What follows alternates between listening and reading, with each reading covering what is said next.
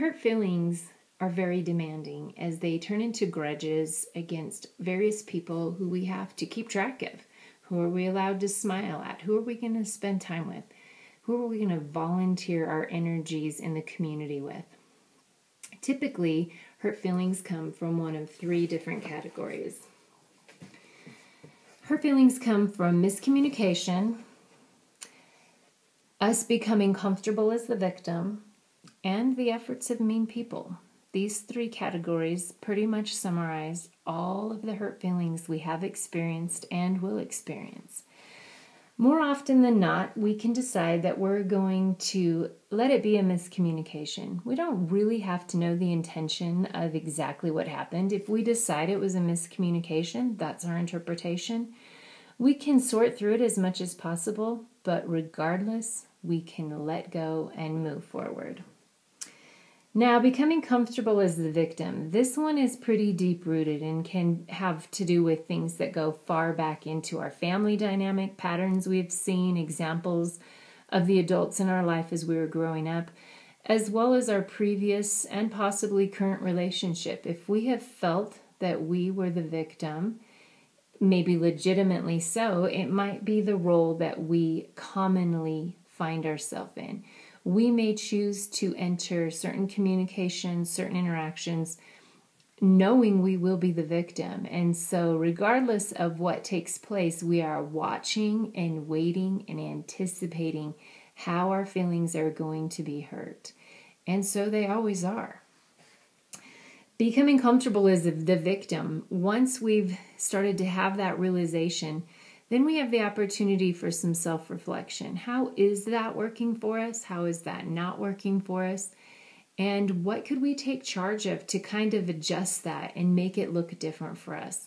How can we recognize our power to choose the outcomes here so that we can come to the other side of these interactions being more empowered rather than feeling victimized? And then there are mean people. There are people who put considerable effort into trying to hurt other people's feelings. I don't think it's a common reason that feelings get hurt. I really feel the top two categories really are the main reasons, but there definitely are some occasions where people put a pretty solid effort out there to hurt our feelings or to hurt the feelings of people close to us. The thing is, their efforts are only legitimate when we hand our power over to them and validate their efforts. We validate their efforts by allowing their meanness to impact us, to debilitate us, to have us talking to everybody about what it was they said or did. If their mean efforts are taking place or unfolding via social media or text message, any type of electronic communication, we maintain power, and if it were a game or some kind of contest, we seriously would score a point by not replying. Any kind of recognition of their effort tells them that it matters. So when we don't reply, we really are leaving them hanging. They're wondering, did they read what I wrote? Do they know what I wrote? Is it really not bothering them? And even if it's killing us inside, the ability to not reply demonstrates incredible strength, incredible character, and a determination to spend our energy in areas of our life rather than holding grudges and being angry. Some people have decided to be angry with so many people that it seems like they need some kind of tracking system, some type of app on their mobile device in order to keep track of who they're upset with and why and how long ago it occurred, because they have just stayed that angry about so many things. I used to tell clients, would it make sense for them to send out little grudge reminders, little postcards to the people they've stayed mad at? Because chances are those individuals have no idea that they were still mad at them. When our feelings get hurt, the initial hurt feeling is kind of like a little sticker that just gets stuck.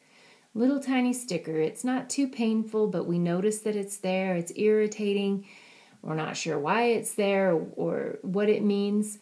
And in that moment, we have the opportunity to just decide to rip it off. Might be a little uncomfortable in that moment. Look at it, decide what it does and doesn't mean, if there's anything we can do about it or should do about it, and be done with it.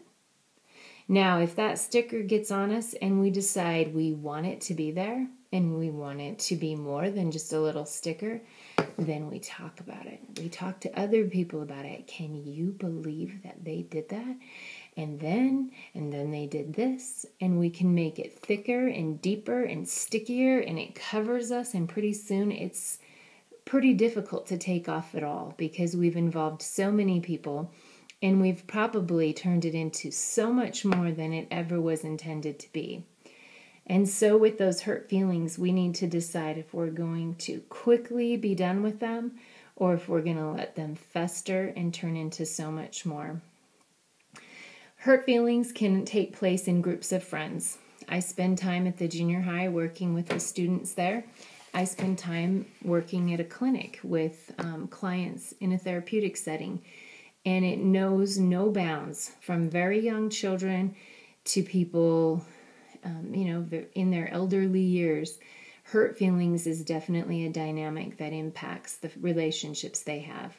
Young and old, in marriages, in family dynamics, neighborhood interactions, any group setting that we spend time, hurt feelings can really be a destructive force.